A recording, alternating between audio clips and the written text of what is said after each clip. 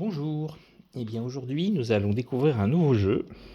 Cette fois-ci ça va être un jeu d'enquête médiéval comme c'est marqué dessus qui s'appelle Mortum. Alors qu'est-ce qu'on trouve dans Mortum? Un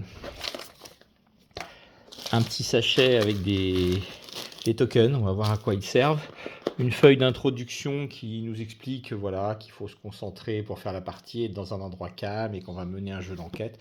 Rien de bien extraordinaire. Et puis une petite fac au dos, si toutefois on se pose des questions sur quelques règles pendant la partie. Et puis on a 3 paquets d'enquête, puisque c'est un jeu qui se joue en 3 épisodes. Et donc aujourd'hui je vous propose qu'on fasse ensemble le premier épisode, qui s'appelle l'informateur, et au cours duquel on va essayer de mener une petite enquête. Alors voilà, on sort le paquet de cartes sur la table, un gros paquet de cartes même, je dirais, avec tout un tas d'éléments qui servent à prendre des notes que je ne vais pas évidemment utiliser dans ma partie. Donc je les mets de côté et on va continuer exclusivement avec ça. Il n'y a pas de règles à lire, on apprend à jouer au fur et à mesure. Alors qu'est-ce que ça nous explique ? Pour commencer, à lire avant de continuer, ce jeu est une aventure au cours de laquelle vous allez mener une enquête. Vous n'avez pas besoin d'apprendre au préalable la moindre règle, juste de lire attentivement les cartes et de suivre leurs instructions, en commençant donc par celle-ci. Vous avez l'opportunité de devenir les membres d'une organisation clandestine dans un univers fantastique appelé Mortum, où la technologie médiévale se mêle au pouvoir magique et aux connaissances occultes. Le jeu consiste à jouer des cartes et à effectuer des actions qui dépendent des personnages. Plus de détails sur ce sujet ci-après. Vous allez devoir mener une série d'enquêtes pour pouvoir répondre à certaines questions en fin de partie. La réussite globale de votre aventure dépendra du nombre de bonnes réponses. La durée du jeu est limitée. Vous n'aurez pas le temps de découvrir toutes les cartes. Aussi, il faudra effectuer vos déductions en fonction des informations que vous avez acquises avant la fin. À chaque fois que vous jouez une nouvelle carte, elle reste dans votre zone de jeu, à moins qu'il ne soit clairement indiqué de la retirer du jeu. Enfin, les joueurs peuvent examiner toutes les cartes de la zone de jeu à n'importe quel moment. Certaines peuvent contenir des instructions que vous devez suivre. Important, ne révélez et ne retournez les cartes que lorsqu'il vous est clairement indiqué de le faire par des cartes déjà en jeu. Vous pouvez maintenant passer à la mise en place du jeu en retournant cette carte, comme c'est indiqué. Alors, pour commencer, étape B. La mise en place du jeu s'effectue en plusieurs étapes. Réalisez-les les unes après les autres, puis retirez cette carte du jeu. 1. Prenez les 5 cartes de personnages, cartes 1 à 5, et choisissez-en 3. C'est votre équipe pour cette enquête. Sur chaque carte est indiqué le nombre de jetons ressources et actions spéciales dont dispose ce personnage. Les instructions pour les utiliser sont fournies au dos de la carte. Donc nous avons effectivement 5 cartes de personnages. Nous avons une chasseuse qui effectivement possède un certain nombre d'icônes, une icône en forme de poing, une icône en forme de combat, voilà, avec une hache et une épée, et une icône qui possède une pièce d'or. Nous avons un assassin qui possède un masque et à nouveau l'icône en forme de poing. Je vais les mettre comme ça pour qu'on puisse bien les voir. Hop là. Voilà. Nous avons un espion. Voilà l'espion qui lui aussi possède une icône de masque et une nouvelle icône en forme de cadenas. Nous avons un guerrier qui possède 3 icônes, voilà, donc ça doit être du combat j'imagine, et une icône de pièce. Et enfin, nous avons un voleur qui possède 2 icônes de pièces et l'icône en forme de cadenas. Voici les personnages. Et donc on nous dit qu'on doit en choisir 3 parmi ceux-ci. Alors on va regarder un petit peu quelles sont leurs compétences. L'icône de point levé, c'est une icône de raid, c'est une action spéciale. Le groupe neutralise toutes les menaces dans un lieu spécifique, puis le fouille et interroge les personnages. Tous les membres du groupe doivent être présents pour le raid. Placez un jeton raid de votre réserve d'action sur le lieu ciblé et piochez immédiatement dans le paquet raid une carte avec le même numéro que ce lieu.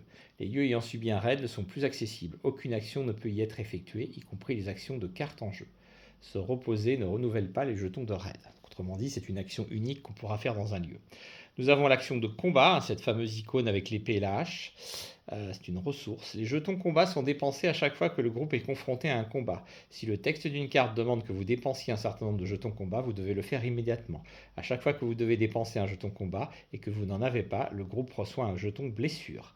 Si des jetons combat sont requis pour effectuer une action d'une carte en jeu, elle ne peut pas être réalisée. Elle ne peut être réalisée, voilà, je vais y arriver, que si vous avez suffisamment de jetons. Les jetons combat sont renouvelés au début de chaque scénario. Okay.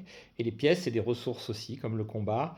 Grâce à une bourse de quelques pièces, vous pouvez obtenir de l'équipement et des informations sans conflit, ou les désamorcer avant qu'ils ne se produisent. Votre réserve d'argent n'est pas renouvelée en cours de partie. Alors lui, l'assassin, il a toujours l'action de raid, je ne vais pas la relire, mais il a aussi l'action de surveillance. L'agent surveille le lieu et tous ceux qui s'y trouvent. Placez un jeton de surveillance de votre réserve sur la piste des heures à plus 3 heures de l'heure actuelle, puis marquez le lieu ciblé avec un autre jeton de surveillance pris dans la boîte. Ce jeton reste sur ce lieu pendant tout le scénario pour s'en rappeler. Retournez face cachée la carte du personnage qui agit jusqu'à ce que cette action soit terminée. Aucune autre action ne peut être effectuée sur le lieu ciblé. Quand le sablier atteint le jeton de la piste des heures, défaussez ce jeton, puis piochez une carte du paquet surveillance avec le même numéro que ce lieu. Très bien. On piochait des cartes dans le paquet raid aussi, ouais, c'est ça. Et enfin, nous avons le cadenas qui sera la dernière action qu'on n'a pas encore vue. La fouille, c'est aussi une action spéciale. L'agent s'infiltre dans le lieu et le fouille de fond en comble. Placez un jeton fouille de votre réserve sur la piste des heures à plus 3 heures de l'heure actuelle. C'est le même principe que la surveillance. Puis marquez le lieu ciblé avec un autre jeton fouille pris dans la boîte. Ce jeton reste sur le lieu pendant tout le scénario pour s'en rappeler. Retournez face cachée, toujours la même chose, la carte du personnage qui agit, jusqu'à ce que cette action soit terminée. Aucune autre action ne peut être effectuée sur le lieu ciblé. Quand le sablier atteint le jeton sur la piste des heures, défaussez ce jeton, puis piochez une carte du paquet fouille avec le même numéro que celui. Voilà, donc on a deux actions un peu du même type. La surveillance et la fouille, hein, c'est bien ça, voilà. Et puis une action de raid également qui dépense un jeton, et puis les actions de combat et de pièces hein, qui permettent de dépenser quand on nous le demande. Voilà. Donc on a regardé, donc on nous demande de piocher, de choisir 3 personnages, et on va additionner les jetons alloués à tous les personnages, et prenez-en autant dans la boîte, c'est la réserve d'action de votre groupe. On va essayer de faire quelque chose d'un peu équilibré si on peut. Alors le cadenas, il n'y en a pas beaucoup qui l'ont, il y a le voleur et l'espion.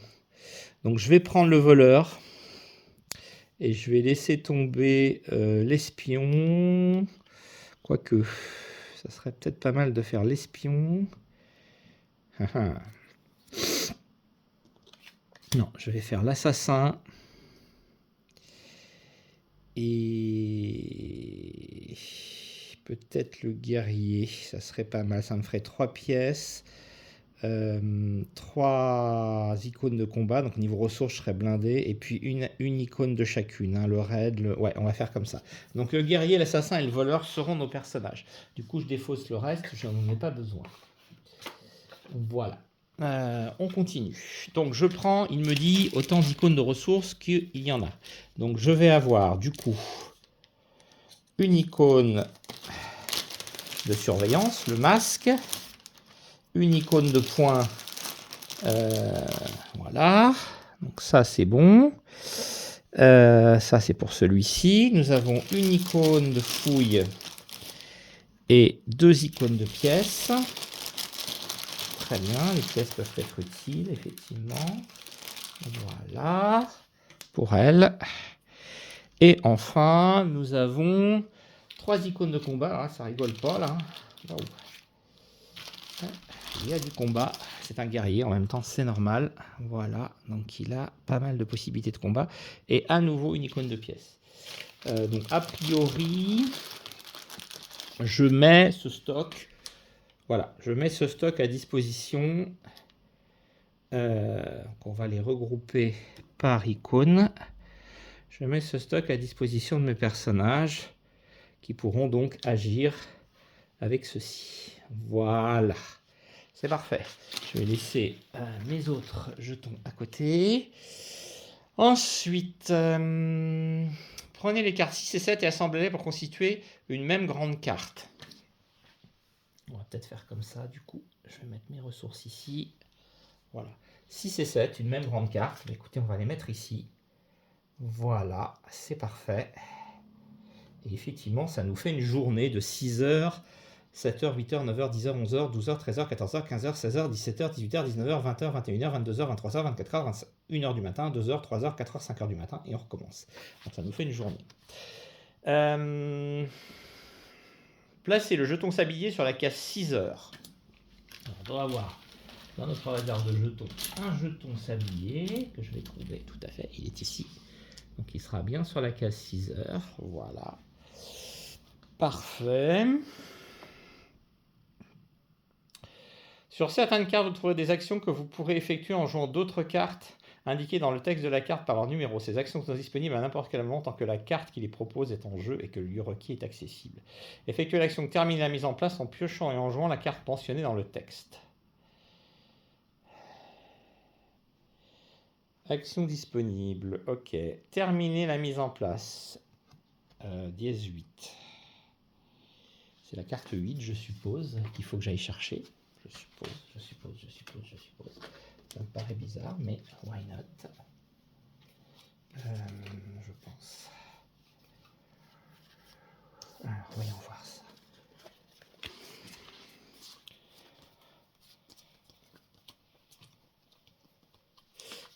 C'est étrange ce truc. Terminer la mise en place. Dièse 8. Oui, elle est où ma carte 8? Je l'aurais oublié dans le paquet.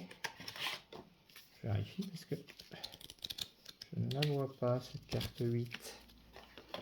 C'est très ennuyeux. Alors, attendez, je cherche et je reviens vers vous. C'est bon, j'ai retrouvé mes petits. Voilà la carte 8. Alors, 8. C'est le numéro de la carte. C'est le lieu où se déroulent les événements. Hein, donc, le lieu, c'est le bivouac. Le numéro de la carte, c'est 8. Et le sablier.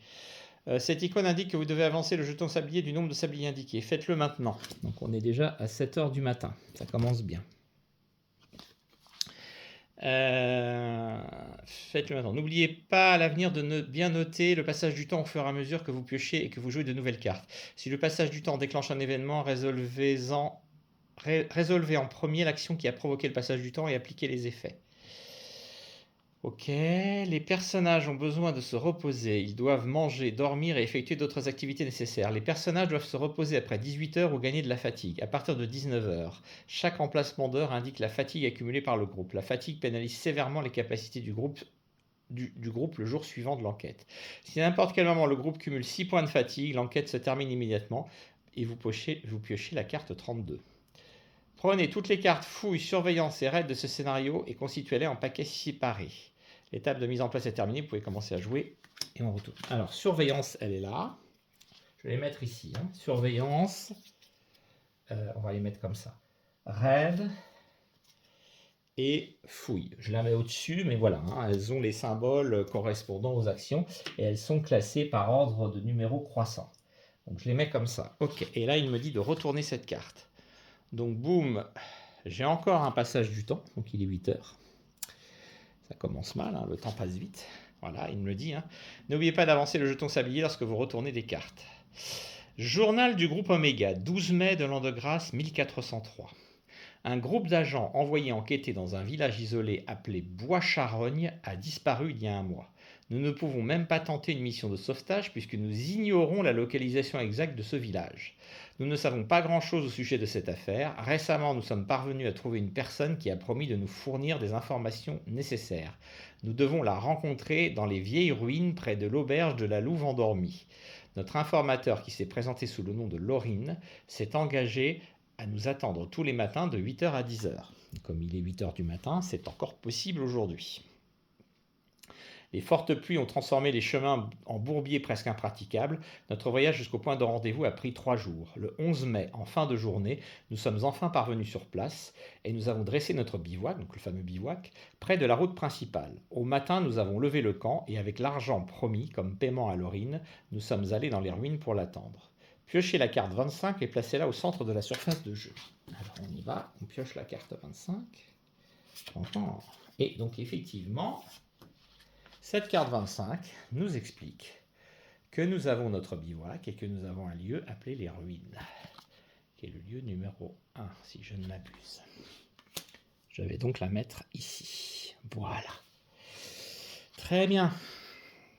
Notre principal objectif est d'obtenir une carte où la description précise du lieu se trouve Bois-Charogne ainsi que les points de repère pour nous y rendre. Ok. Très bien. Je continue donc.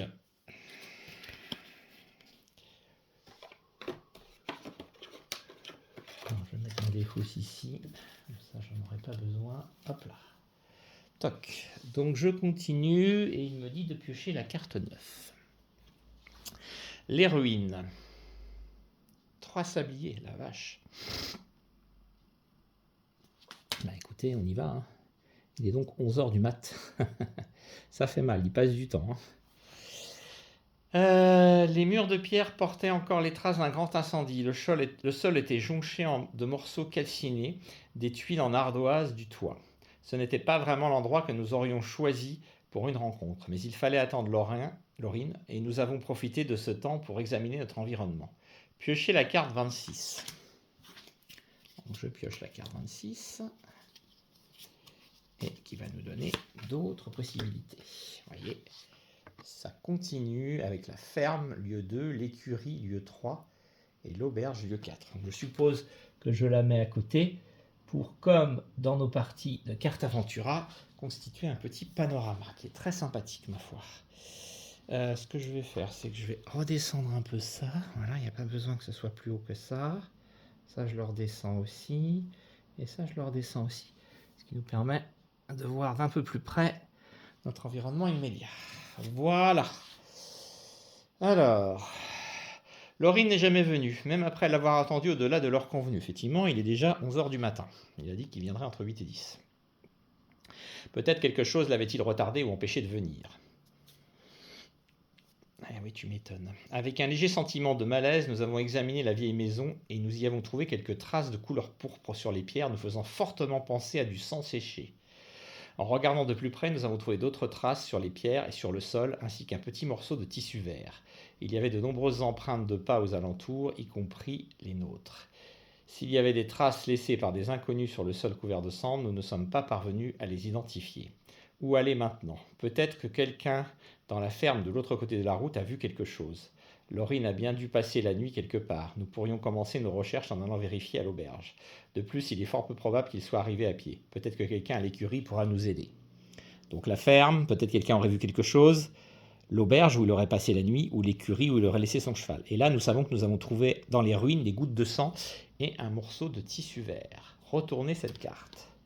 Les ruines 9B. Nous avons peu de temps. Notre enquête doit porter ses fruits avant demain midi. Ce qui nous laisse la journée le lendemain midi. Eh bien, quand la piste des heures affichera midi le second jour, votre enquête sera terminée et vous piocherez la carte 32. Et je rappelle que si nous avons cumulé 6 points de fatigue à un moment donné, nous serons obligés de lire également cette carte 32. Donc ça mettra fin à notre enquête.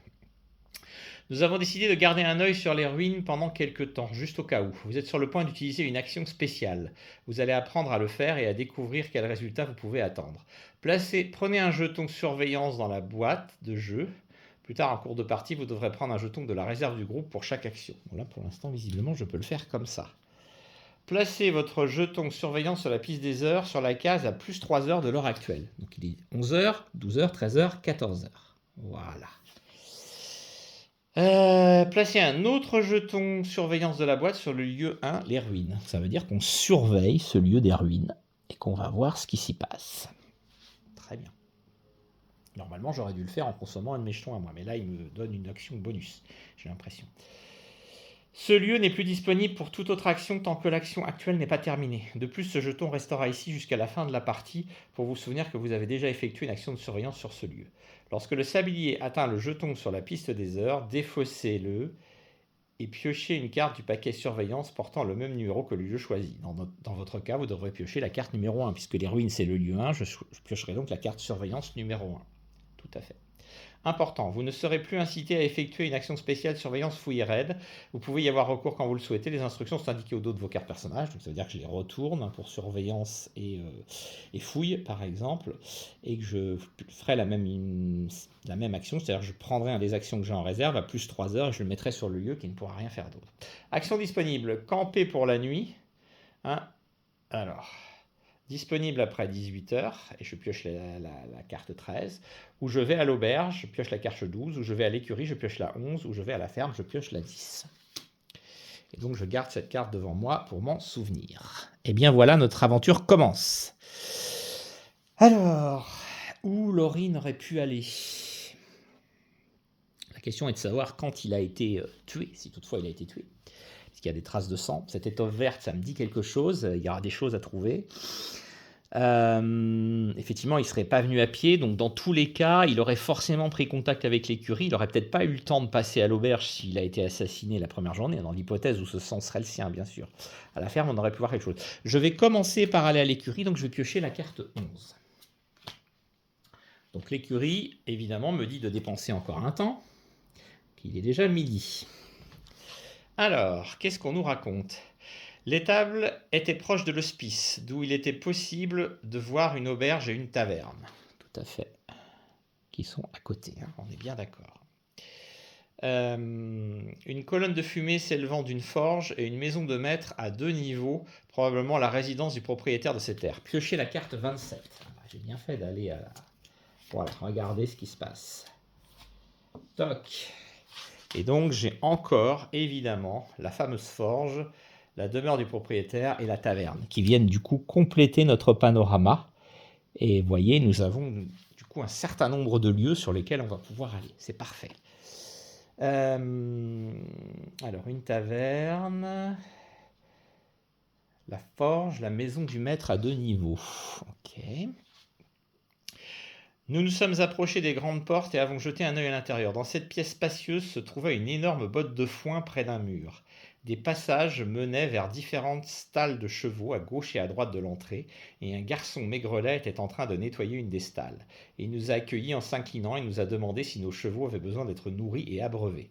Nous avons répondu que nous voyagions à pied, ce qui a eu l'air de sincèrement le surprendre. Nous lui avons demandé son nom et nous sommes renseignés sur les propriétaires de chevaux actuellement gardés ici.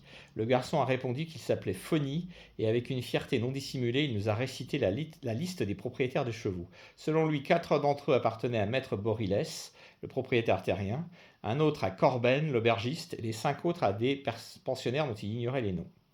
Donc les actions disponibles maintenant sont d'aller à la taverne, d'aller à la maison de Maître Boriles, d'aller à la forge, bien sûr, et de demander à Phony plus de détails sur les propriétaires des chevaux. Dans ce cas, je retournerai la carte. Je lui en demandé. Ça me coûte encore un temps, cette affaire. Le garçon semblait troublé par nos questions au sujet des propriétaires des chevaux. Sa voix tremblait. Il commençait à s'exprimer de manière hésitante. De toute évidence, il ne s'attendait pas à susciter une telle attention. Cet étalon noir appartient au noble portant la moustache. Celui qui est arrivé hier, cet alezan est à son épouse, la dame avec le corsage serré, celle qui est un peu grassouillette. La jument blanche est arrivée avec un individu bizarre.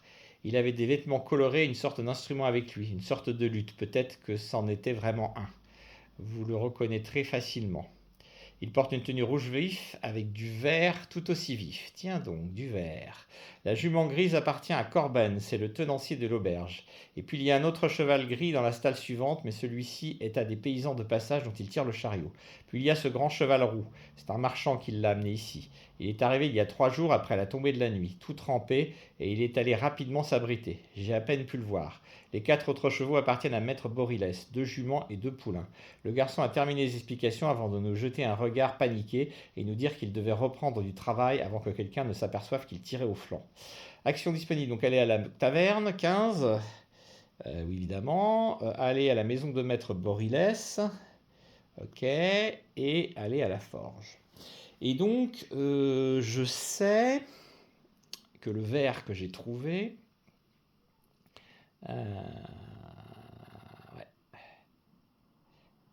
celui qui est la jument blanche. Cet individu bizarre. Hé hé. Eh ben écoutez, je crois que je vais aller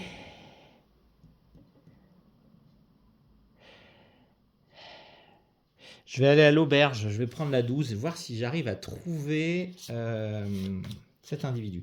Alors là, il se passe un temps. Ce qui veut dire que j'arrive ici. Ce qui veut dire que je retire mes marqueurs de surveillance et que je pioche surveillance 1, les ruines. J'ai choisi un poste d'observation bien placé pour surveiller les ruines. Tandis que le temps s'écoulait péniblement, j'ai vu quelques corbeaux et choucas visiter le site.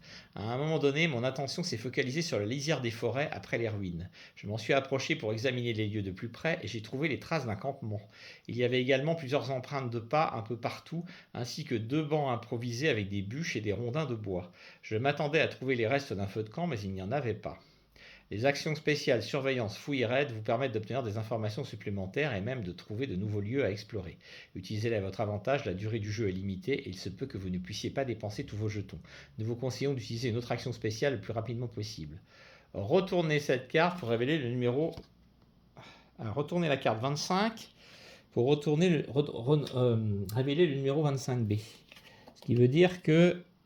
Voilà, j'ai les vestiges du campement en plus que j'ai aperçus. Bah écoutez, je crois que je vais le surveiller, ce campement. Ces vestiges de campement, je vais les surveiller.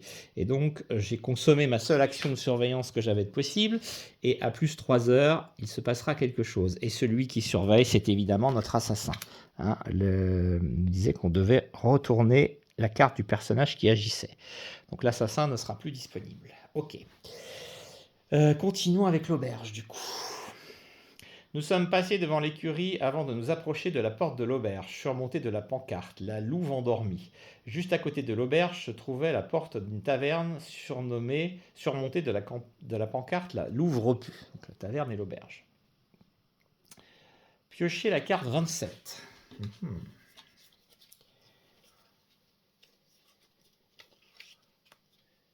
Ah bah c'est fait. Je l'avais déjà fait, oui.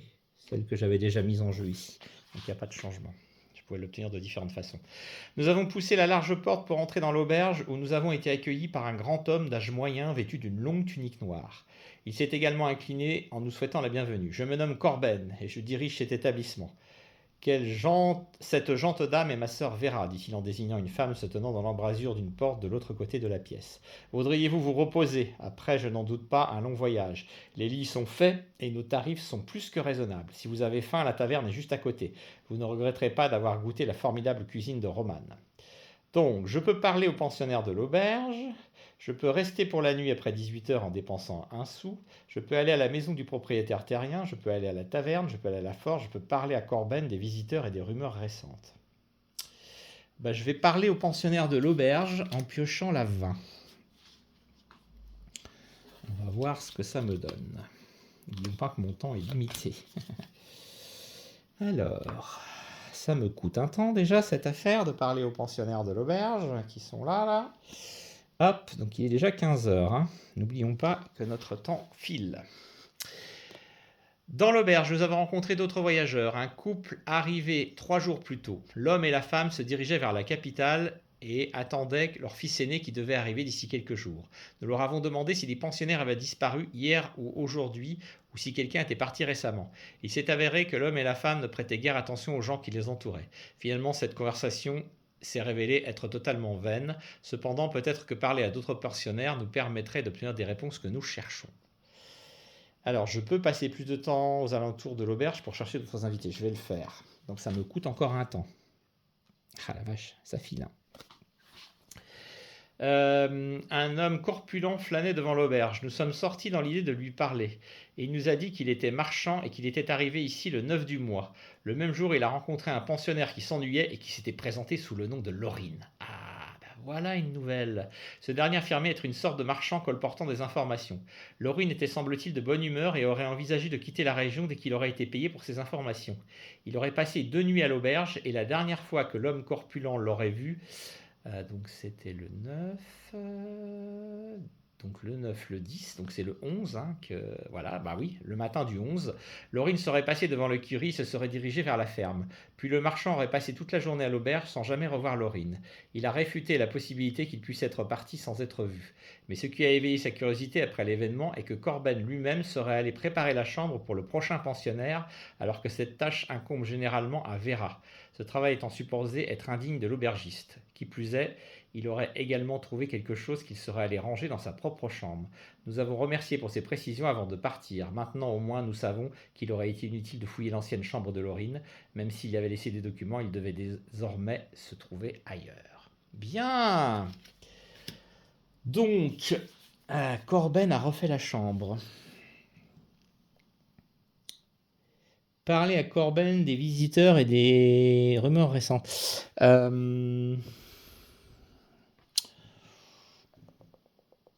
Est-ce que je fais ça? Ouais, parler à Corben des visiteurs et des rumeurs récentes, je retourne la carte, je vais le faire. Alors ça me coûte un temps, ce qui fait que j'arrive ici, et que donc, là j'ai dépensé mon jeton,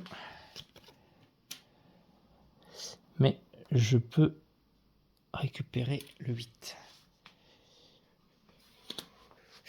Quand on récupère le truc de surveillance, il se passe quoi? Défausser ce jeton. Ouais.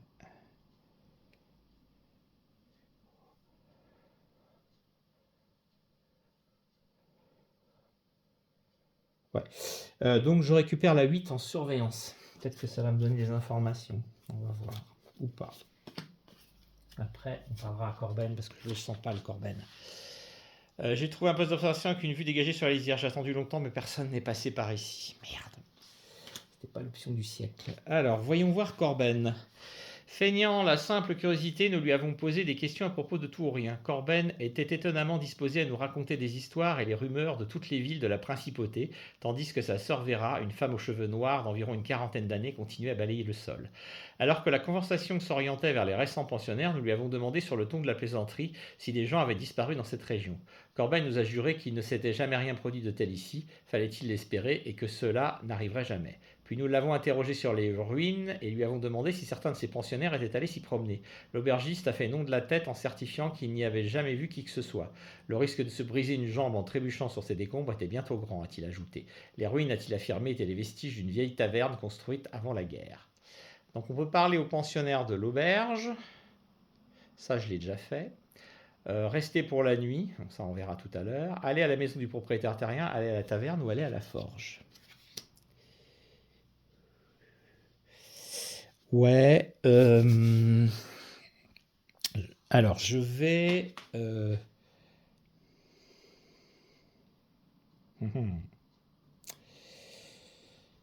Je pense que je vais fouiller... L'heure tourne vite. Hein. Je vais fouiller l'auberge quand même. On ne sait jamais. Plutôt, je vais fouiller la taverne. Ouais, c'est ça. Je vais fouiller la taverne. Parce qu'il y aura peut-être des choses à trouver à la taverne. Donc, plus 3 heures. 1, 2... 1, 2, 3. Ça m'amènera déjà à 20 heures avec 2 de fatigue, hein, faut pas l'oublier. Et donc, je vais justement à la taverne. Allez, hop, c'est parti. Alors, la taverne, c'est le lieu 5. Oui, non, mais je suis bête, c'est pas comme ça que ça marche. Allez, à la taverne, je prends la 15. Voilà. Je me disais, il y a un problème sur les cartes, mais tu m'étonnes.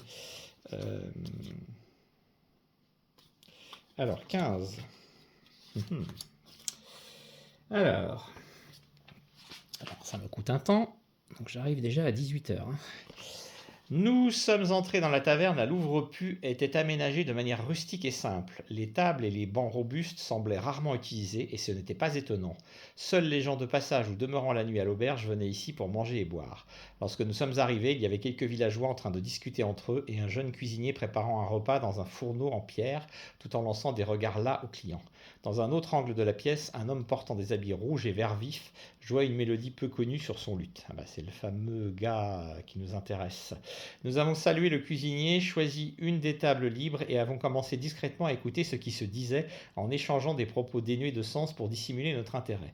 Nous avons rapidement compris que les fermiers discutaient de leur retour sur leurs parcelles, maintenant que la guerre était terminée et du travail qui les attendait.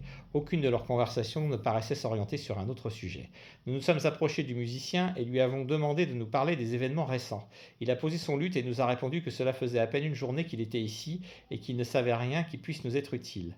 Nous sommes allés voir le cuisinier avec l'intention de lui poser la même question, mais il nous a fait bien comprendre qu'il n'avait pas envie de discuter. Alors, je peux dépenser 1 sou pour soudoyer le cuisinier pour qu'il parle. Il me semble, je ne vais pas dire de bêtises, que quand nous sommes allés à l'écurie, voilà.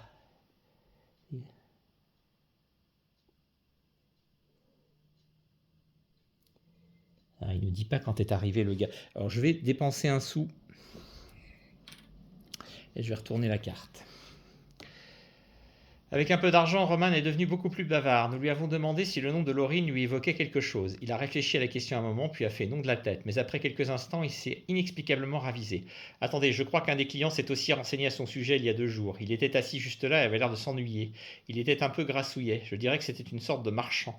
Vous pourriez essayer de lui parler. Cet homme mystérieux devait connaître... Ah mais ça m'a coûté un temps cette histoire encore. Devait connaître... notre contact et pourrait nous dire où Laurine s'était installée ou l'endroit où il l'avait vue pour la dernière fois. L'information dont nous avions besoin devrait bien se trouver quelque part. Chercher le client s'étant renseigné sur Laurine. 20B. Alors attention, il faut que je regarde un truc sur le bivouac.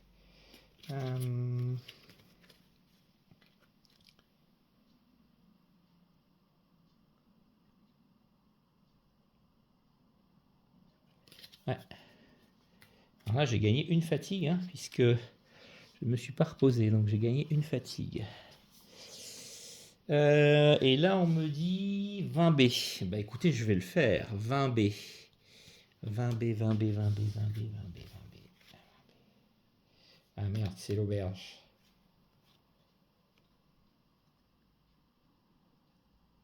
Ah, c'était notre homme corpulent. Bon, il est allé à la ferme, hein, Laurine. Je pense que je vais aller à la ferme. Donc, je vais piocher la 10. Ça me coûte un temps. Ça veut dire que j'obtiens la fouille de la taverne. Et je me prends une deuxième fatigue. J'obtiens la fouille de la taverne. Donc, je pioche la carte numéro 5. On fouille la numéro 5. Peut-être que ça m'obtiendra quelque chose avant que je regarde ce qui se passe à la ferme. La taverne. J'ai passé beaucoup de temps à surveiller la taverne sans avoir l'occasion de m'y faufiler, sans être remarqué. Malheureusement, le va-et-vient constant des voyageurs et des clients du coin n'a jamais cessé. Bon, c'était pas l'option du siècle. Et on va voir ce qui se passe à la ferme, puis après je pense qu'on va se reposer parce que sinon on va prendre trop de fatigue.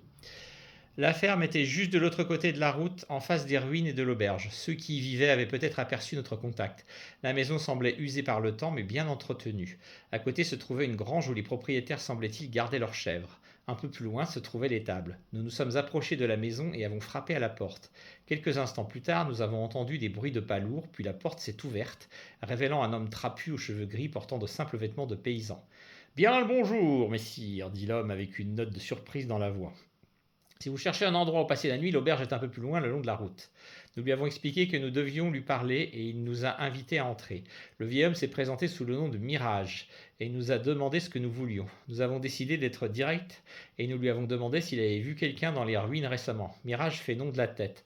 Pourquoi est-ce que j'irais m'embêter à espionner les ruines, a-t-il répondu. J'ai déjà bien assez de difficultés comme ça à surveiller mon bétail. Pas le temps de bâiller aux corneilles, a-t-il ajouté en désignant l'étable du menton. Sarik et moi, c'est mon fils. C'est à peine si on parvient à pelleter le fumier au même rythme où il arrive. Alors. Donc je peux examiner la ferme et jeter un coup d'œil dans l'étable. C'est la 14. Mais en fait... ouais, je peux, c'est la 14. Ouais, je vais le faire. Examiner la ferme et jeter un coup d'œil. Ça me coûte un temps, donc ça me fera une 3e. Mais là, je vais arrêter après. Je vais aller me reposer. Parce que... Ah, pardon. Je ne suis pas allé au bon endroit. Voilà, ça me fait un troisième truc. C'est qu'à 6, ça s'arrête, hein, donc il ne faut pas abuser. La ferme. Nous avons demandé à Mirage si nous pouvions jeter un coup d'œil aux alentours. Cela ne le dérangeait pas. Tandis que nous déambulions, nous avons remarqué que la grange était occupée par une dizaine de chèvres et ainsi qu'une vingtaine d'oies dans des enclos séparés. 2 faux, une bêche et une houe étaient accrochés au mur au milieu d'autres outils agricoles.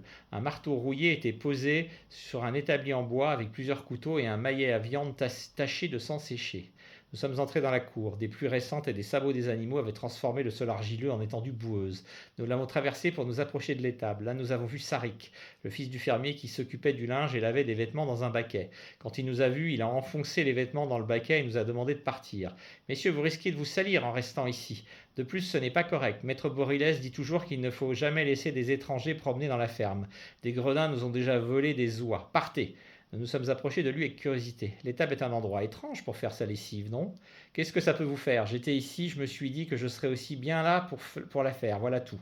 J'ai souvent besoin de nettoyer le linge. Le travail à la ferme n'est pas le moins salissant, vous savez, surtout quand on doit découper des bêtes. Action disponible. Cette action ne sera plus disponible si elle n'est pas réalisée maintenant. Dépenser donc 2 combats, neutraliser le jeune homme et examiner le contenu du baquet. Moi, je vais le faire. Parce que là, je ne le sens pas, le baquet, là. Donc hop, et dans ce cas-là, je retourne. Ouh, ça me prend 2 temps, cette affaire.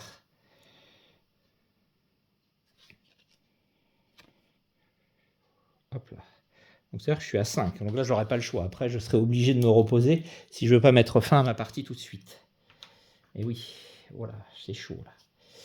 Alors, nous avons jeté un coup d'œil autour de nous pour nous assurer que personne ne nous voyait avant de nous jeter sur le jeune homme, en espérant le prendre par surprise. Mais il s'est avéré beaucoup plus coriace que prévu. Il a bondi en arrière pour nous éviter avant de s'emparer d'un énorme gourdin. Je vous ai dit de partir, mécréant. Sarik s'est approché de nous en nous menaçant de son arme. Il nous a fallu quelques efforts pour le neutraliser. Nous ne pouvions qu'espérer que Mirage n'ait pas été alerté par les bruits de cette altercation. Placez un jeton point, donc raid, sur le lieu 2, la ferme. Hop là. Prenez un jeton dans la boîte, pas dans la réserve du groupe. De toute évidence, Sarik savait se servir d'un gourdin, ce qui était assez surprenant. Une fois neutralisé, après une brève empoignade, nous avons commencé par examiner les tables en focalisant avant tout notre attention sur les vêtements lavés par le jeune homme un peu plus tôt. Le baquet contenait 2 vieilles tuniques en toile, des pantalons de toile et une veste taillée dans un épais tissu vert. Tiens. La veste et une des tuniques étaient tachées de traces rouges sombres, encore facilement discernables. Nous avons montré les taches de sang à Sarik et nous lui avons demandé de s'expliquer. Que voulez-vous que je vous explique? Il a fallu abattre une vache ce matin et ce n'est pas un boulot très propre. Ouais. Piochez la carte 11 du paquet raid. Je vais apprendre des choses, je pense, là. J'ai bien l'impression qu'il est pas net, le garçon de ferme. Alors, paquet raid, carte 11, la ferme. En continuant nos recherches, nous sommes montés sur la mezzanine construite, c'est bien la 11, hein? Ouais, c'est ça, construite au-dessus d'une partie de l'étable. Il y avait un tas de vieux vêtements dont certains étaient de très bonne facture et taillés dans des tissus étonnamment onéreux. Un examen plus minutieux nous a permis de déterminer que ces vêtements étaient de différentes tailles et avaient été de toute évidence portés par différentes personnes. Sur certains, il y avait aussi de vieilles traces de sang. Il était de nouveau temps d'avoir une petite conversation avec Sarik. Maître Borilès nous donne parfois ses vieux vêtements. Nous avons décidé de fouiller ses poches et y avons trouvé un délicat mouchoir en soie. Dans celle de sa tunique, il sentait encore un parfum de luxe. Un nom était brodé sur le mouchoir, Martha. Elle ne vous dira rien, a rugi furieusement Sarik, quand nous l'avons pris et nous avons dû le secouer pour essayer de le calmer. Malheureusement, nous l'avons assommé. Malgré tous nos efforts pour le réveiller, il est resté inconscient. Nous avons hissé sur la mezzanine et l'avons attaché avec des cordes que nous y avons trouvées. Puis nous avons discrètement quitté la ferme. Donc, on serait un peu dans l'auberge rouge, finalement, dans cette affaire-là. J'ai l'impression qu'ils tuent des gens, ces salopards de la ferme, là.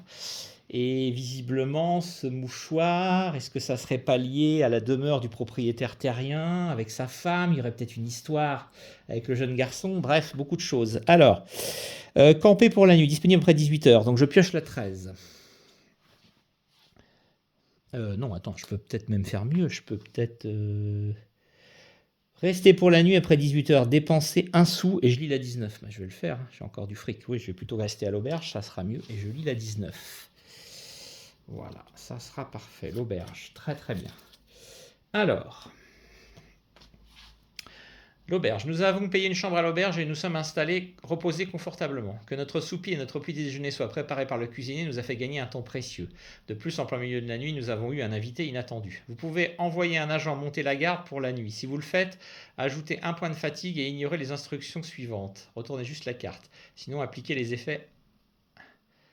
Ouais, mais si j'ajoute un point de fatigue, je mets fin à ma partie.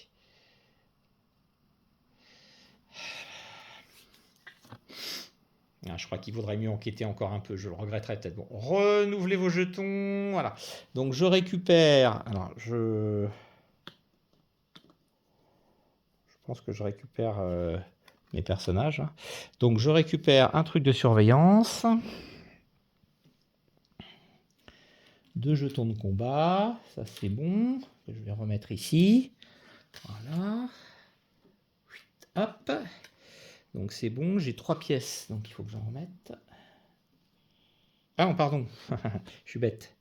Non, non, pas ça. 2 jetons de combat, je laisse tomber. Je récupère juste la surveillance et la fouille, c'est ça. Ah oui. Ah oui, c'était pas de la fatigue, ça, pardon. Donc j'ai... alors voilà, c'est fait. Donc je renouvelle les jetons en remettant les jetons utilisés dans votre réserve. Notez vos points de fatigue et déplacez le sablier sur 6 heures. Donc j'ai 6 points de fatigue et je déplace le sablier sur 6 heures. J'aimerais que ça se termine à midi. Hein. Donc j'ai 6 points de fatigue, mais bon, c'est bon. Si j'en prends encore un, c'est terminé. Gagner un point de fatigue supplémentaire pour chaque pion. C'était pas le cas. Mais par contre, je vais m'en servir maintenant pour comptabiliser ma fatigue actuelle et m'en souvenir. C'était sans doute des jetons de blessure, mais peu importe. Gérer la fatigue accumulée. Pour chaque point de fatigue, déplacer le sablier d'1 heure sur la piste des heures ou défausser un jeton action spéciale. Waouh, 5 points de fatigue. 1, 2, 3, 4, 5. Ça serait presque fini.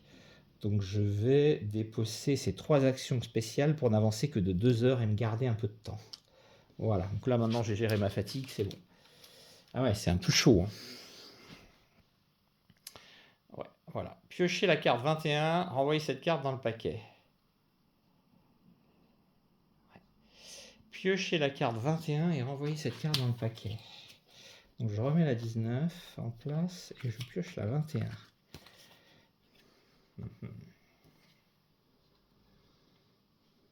Ok, c'était bien ça. Hein. J'ai pas de bêtises. Ouais, c'est ça. Action disponible pour la nuit, envoyer un agent monter la garde. Ça, je retournais, mais bon, c'est pas le cas. C'est bizarre parce que... Attendez, qu'est-ce qu'il me disait? J'ai pas l'impression que je puisse faire ça. Sinon, appliquer les effets ci-après.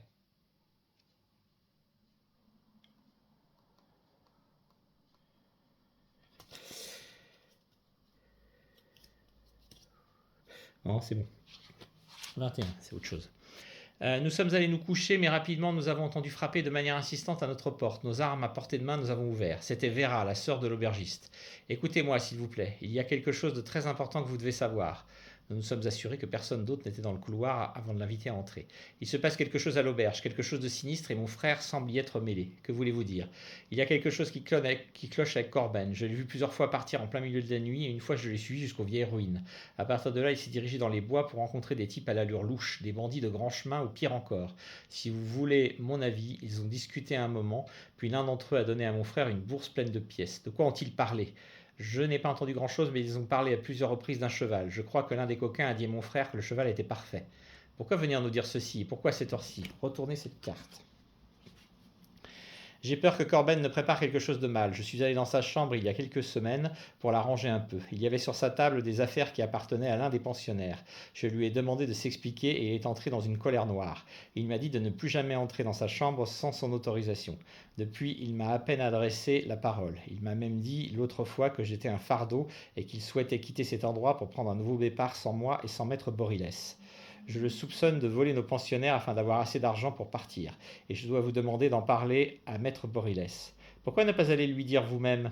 Je crains qu'il ne me croie pas, et mon frère pourrait me tuer pour avoir fait ça. Nous avons entendu la porte grincer au rez-de-chaussée, et Vera a immédiatement fui notre chambre. Je vous en prie, allez parler à maître Boriles, a-t-elle murmuré avant de filer en courant. Action disponible, parler à Boriles des soupçons de Vera. Je piocherai la carte 23. Je vais y aller, de toute façon il ne me reste pas beaucoup de temps. Donc on va y aller. C'est la carte 23. Donc ça me prend encore un temps. Il me restera 3 heures. C'est chaud, hein. Très très chaud. La demeure du propriétaire terrien. Nous sommes allés rendre visite à Borilès chez lui et l'avons informé des agissements de Corben, son aubergiste. Ayant décidé de ne pas mêler Vera à cette affaire, nous lui avons affirmé que nous avions découvert ces faits par nous-mêmes, et nous lui avons simplement indiqué que la sœur de Corben pouvait être en danger. Borilès nous a écoutés, son visage faisant de plus en plus sombre au fur et à mesure de nos révélations. Corben, est-il possible que cela soit la vérité? Borilès s'est levé pour se mettre à faire les 100 pas à travers la pièce. Et juste sous mon nez en plus. Comment est-ce possible? Qu'importe. S'il est coupable de quoi que ce soit, je le découvrirai. Il nous a remercié de l'avoir averti et nous lui avons fait nos adieux. Conservez cette carte. Sur son verso est indiqué un mot-clé qui entraînera des répercussions dans les prochains scénarios. Ça, je la garderai. Alors, évidemment, je ne vais pas jouer avec vous les scénarios suivants, hein. L'idée de cette partie, c'est bien de vous montrer un petit peu ce qui se passe. Donc, on va en rester là.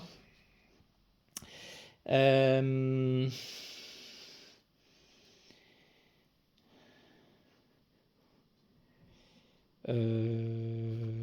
c'est fait. J'avais la possibilité d'aller à la maison. Ah, j'allais à la forge, la 28. J'y suis pas allé à la forge. Je vais y aller, tiens, la forge, la 28. Ouais, c'est peut-être une mauvaise idée, mais on verra. Ça me coûte un temps. Il me reste encore 2 heures. La forge. Nous nous sommes approchés de la forge construite en pierre. Des bruits sourds de martèlement métallique provenaient de l'intérieur et une épaisse fumée grise s'élevait de la cheminée. Nous avons ouvert la porte et sommes entrés. Il y avait des outils et des équipements partout, et un seau d'eau était posé dans un angle. Des pièces métalliques plongées dedans. Le forgeron était un homme chauve, à la barbe bouclée noire, portant un épais tablier de cuir par-dessus une tunique en toile grise. Un jeune apprenti activait le soufflet de la forge. Nous avons salué les 2 hommes et nous nous sommes renseignés sur leur activité commerciale. Le forgeron s'est présenté sous le nom de Viashko et le jeune homme qui s'est avéré être son fils sous celui de Tomix. Et il nous a ensuite expliqué que les affaires n'étaient pas très bonnes. La plupart des voyageurs n'avaient pas besoin de grand-chose, mis à part quelques fers à cheval. Le jeune homme s'est contenté d'acquiescer maladroitement. Nous avons demandé au forgeron s'il avait récemment eu des demandes qui sortaient de l'ordinaire.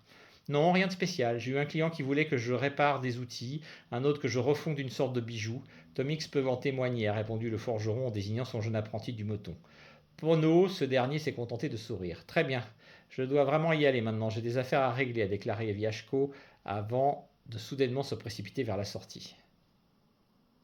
Alors, je vais dépenser un sou pour soudoyer le forgeron et qu'il parle. Il me reste un sou, ça tombe bien. Hop, et je retourne la carte.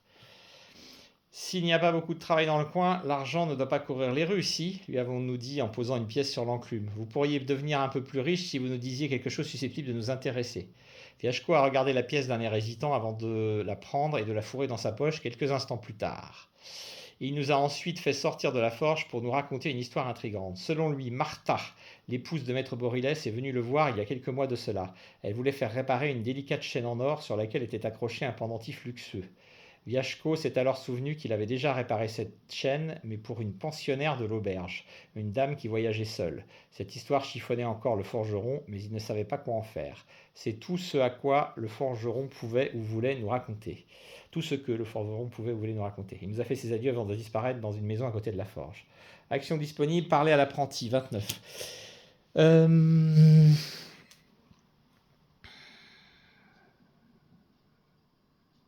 Alors, il y avait un truc à la ferme. Qu'est-ce que j'ai fait à la ferme là?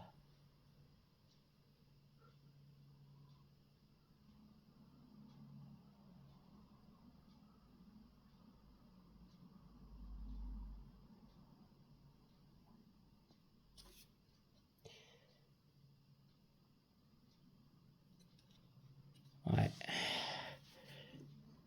Il y a un truc avec la femme de maître Borilès. Qu'est-ce que je fais? Parler à l'apprenti 29? Ah, ça pourrait être pas mal, hein. Peut-être que l'apprenti sait des choses. On va y aller. Je tente le coup. Ça me coûte 1 heure. Il me restera encore 1 heure. C'est extraordinaire.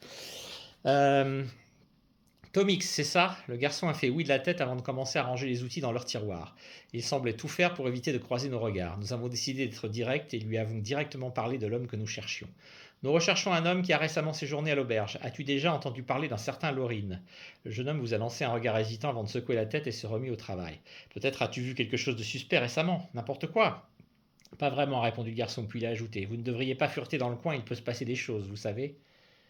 Alors, je peux dépenser un combat, il m'en reste un, pour insister et le faire parler. Et je retourne la carte. Et ça me coûte mon dernier temps, donc ça mettra fin à mon enquête. La dernière remarque de Tomix semblait de mauvais augure, plus une menace qu'un avertissement. Nous nous sommes dit que nous devrions le faire parler de tout ce qu'il savait. D'un geste rapide et vif, le jeune homme s'est retrouvé plaqué contre le mur. Essaye de crier et on te tranche la gorge. Comment oses-tu nous menacer? C'est à nous de décider de fureter dans le coin ou non. Maintenant, tu vas tout de suite nous dire ce qui se passe ici. Le gamin a braqué sur nous un regard encore plus perplexe qu'avant, puis il s'est rendu compte qu'il en avait trop dit. En un instant, la peur se lisait dans ses yeux. Non, ce n'était pas une menace. Tomix nous a expliqué qu'il voulait juste dire que poser des questions dans le coin était dangereux. Il nous a affirmé avoir vu des bandits dans les vieilles ruines près de la ferme et qu'il était persuadé qu'ils préparaient une embuscade pour enlever et vendre comme esclaves tous les pensionnaires de l'auberge. De plus, le jeune homme soupçonnait les bandits d'essayer de convaincre Sarik, le fils du fermier, de tuer Maître Boriles.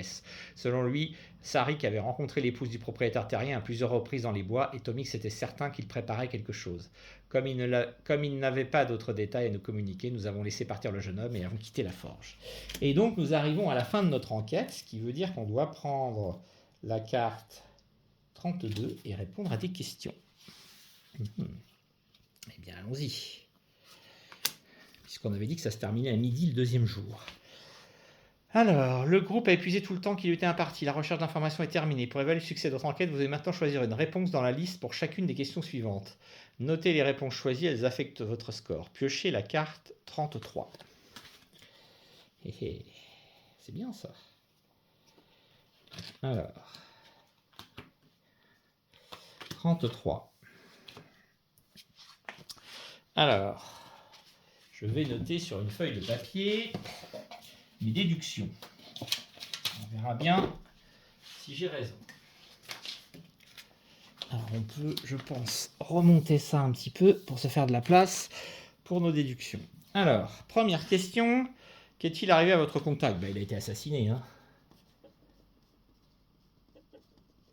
Ça me paraît assez évident. Ok. Il n'a jamais eu l'intention de venir. Il a été vendu... Ah oui, il a été vendu comme esclave, il a été tué, il s'est enfui, il a été enlevé, son sort est incertain. En fait, il faut choisir. Je pense qu'il a été tué. Un C, ça c'est sûr. Qui est directement impliqué dans la disparition de Laurine? Le fils du fermier, l'aubergiste, le palefrenier, l'épouse du propriétaire terrien. Ça me paraît pas mal ça. Le fils du fermier, l'aubergiste, le palefrenier, le cuisinier. Non, le fils du fermier, l'aubergiste. Le fils du fermier, l'aubergiste et le palefrenier. L'aubergiste, le palefrenier, le propriétaire terrien. La réponse est incertaine. Je serais tenté de répondre la A. C'est la A ou la C? Palefrenier, je sais pas. Je vais mettre la C parce que je suis pas sûr quand même pour la femme. Ça fait 2 fois la lettre C. C'est pas sûr que ce soit ça, mais bon. Quelle sombre affaire se déroule aux alentours de l'auberge? Les chevaux des pensionnaires sont volés, les pensionnaires sont détroussés et tués, les pensionnaires sont vendus en tant qu'esclaves, les gens qui travaillent ici sont retenus contre leur volonté, il y a une conspiration, ce qui se passe est incertain. Les pensionnaires sont détroussés et tués, je pense que c'est ça. 3B. Et du coup... je vais mettre 2A quand même. Allez, on va faire les 3 lettres, parce que je pense que l'épouse, elle n'est pas nette. Retournez cette carte. Qui est l'information Où est l'information dont nous avons besoin? L'aubergiste la détient, Maître Boriles la détient. Elle se trouve dans l'étable de la ferme, elle se trouve dans le ravin. Elle est entre les mains des gens qui sont venus au campement. La réponse est incertaine.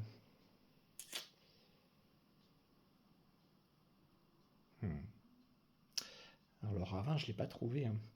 4F, je sais pas. Franchement, je sais pas. Je suis incapable de répondre à cette question.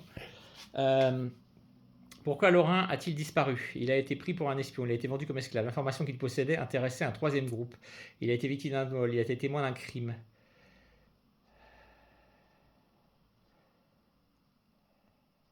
Il aurait pu être témoin d'un crime. Dans ce cas-là...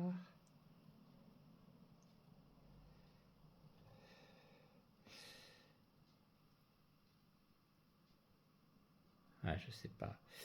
Ouais, ça pourrait pas être idiot qu'il ait été témoin d'un crime. 5E. C'est soit ça, soit l'information. Je vais tenter 5E. Il a peut-être été témoin d'un des crimes qui s'est passé là. C'est pas sûr. Quel repère géographique allez-vous chercher au cours de votre voyage? Une tour en ruine faite de pierre noire, un rocher géant et la forme d'une tête de loup, un village avec une place circulaire pavée, un rocher solitaire de 1001 carrés, un chêne géant. Nous ne sommes pas certains. Bah là, j'en sais rien du tout. 6F. Je peux absolument rien dire. Piochez la carte 34. On va être fixé. Ah, il y a encore des questions, la vache. Qui a été le dernier à utiliser le campement isolé près des ruines? Lorrain pour attendre à l'abri des regards indiscrets. Les trafiquants du marché noir. Les brigands qui attaquent les voyageurs sur la route. Les conspirateurs pour une réunion discrète. 2 amants pour une rencontre en privé. La réponse est incertaine.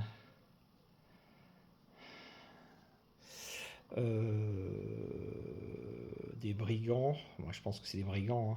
7C, parce que j'avais vu des... Ouais, 7C. Allez, je pense que c'est 7C. Ok. 8. Qui est le principal responsable de la sombre affaire se déroulant aux alentours de l'auberge? Sarik, le fils du fermier. Martha, l'épouse du propriétaire terrien. Corben, l'aubergiste. Maître Boriles. Vera, la sœur. Le coupable est incertain.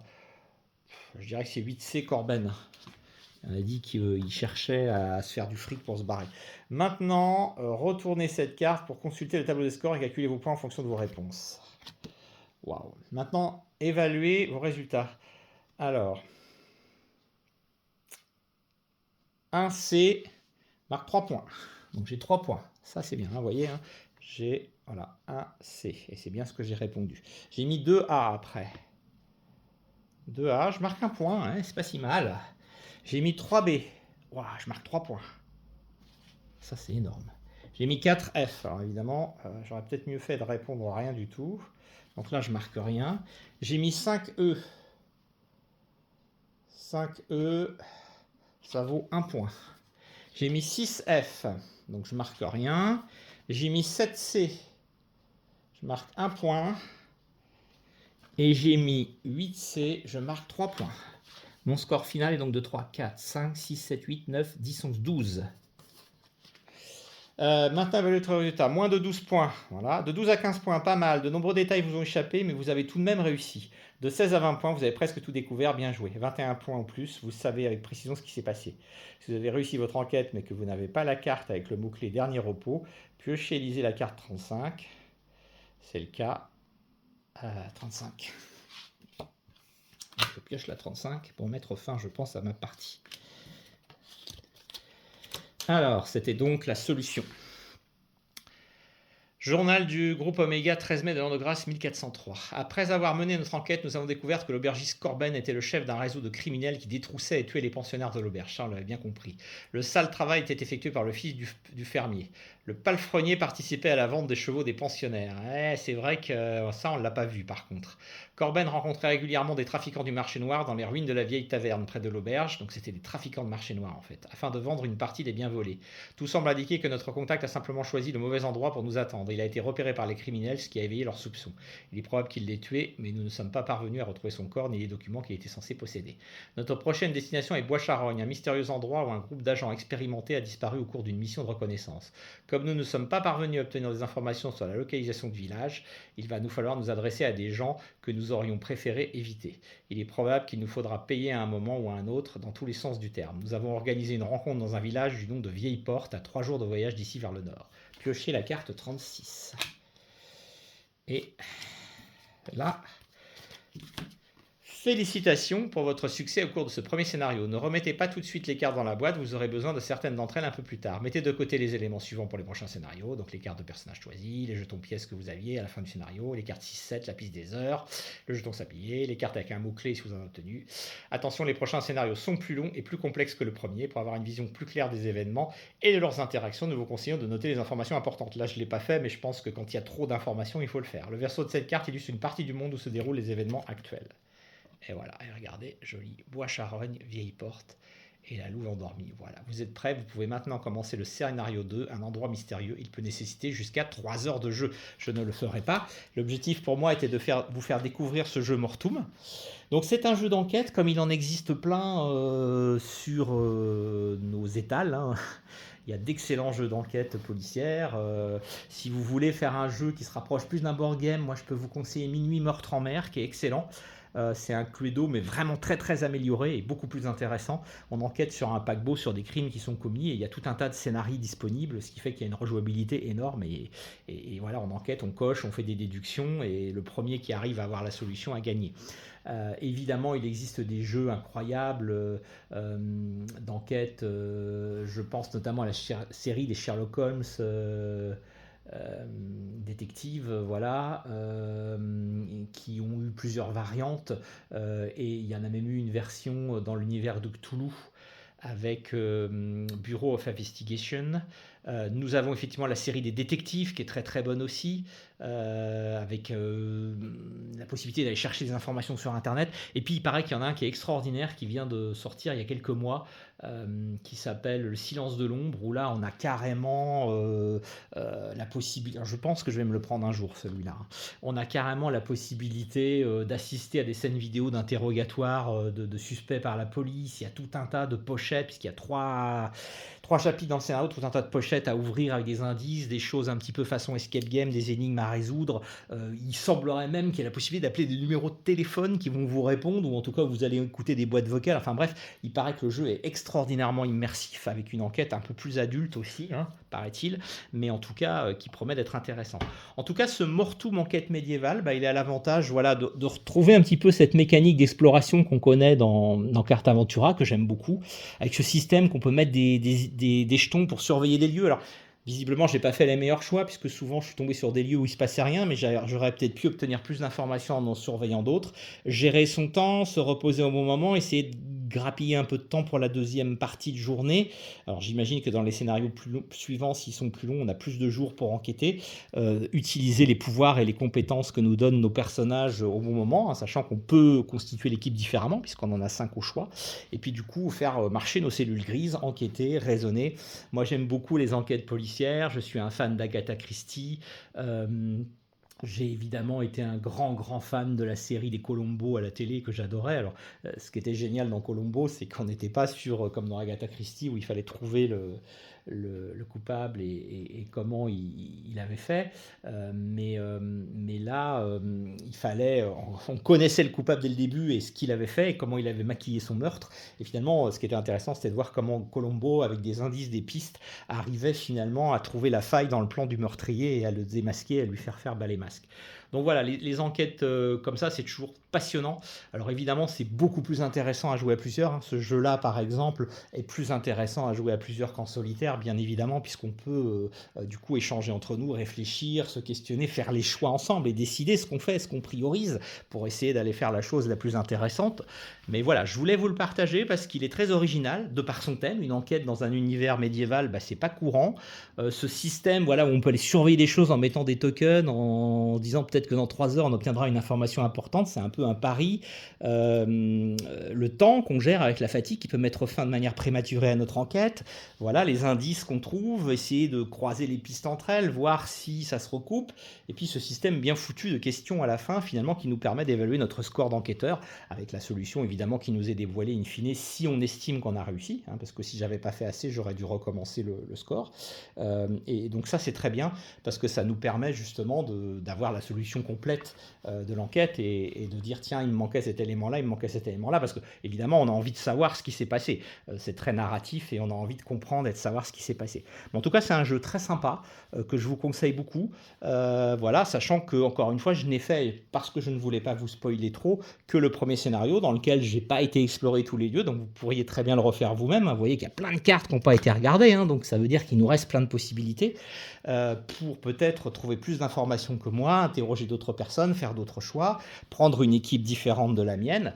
Et puis évidemment, je vous laisserai la surprise de découvrir les chapitres 2 et 3 qui sont extrêmement volumineux et dans lesquels, bien évidemment, il va se passer plein de choses avec un temps d'enquête qui est plus long, comme on nous l'a dit. Et ça, je ne vous le dévoile pas, je vous laisse la surprise de le découvrir par vous-même.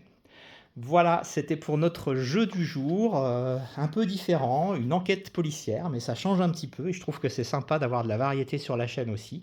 Je vous souhaite une excellente fin de journée et je vous dis à très bientôt.